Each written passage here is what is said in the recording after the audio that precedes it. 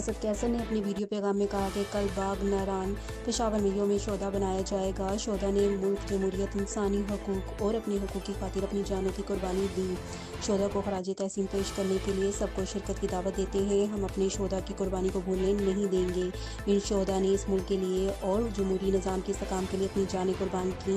हम अहद करते हैं कि हम अपने शोदा की जदोजहद को आगे बढ़ाएंगे। शोदा जमहूरियत की आवाज़ को पाकिस्तान का मुकद्दर बनाएंगे। पाकिस्तान में हकीकी मायनों में जमहूरियत का परवान चढ़ेंगे।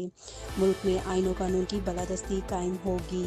Shamaila Sultana Rajput, Naqvi media news, Islamabad.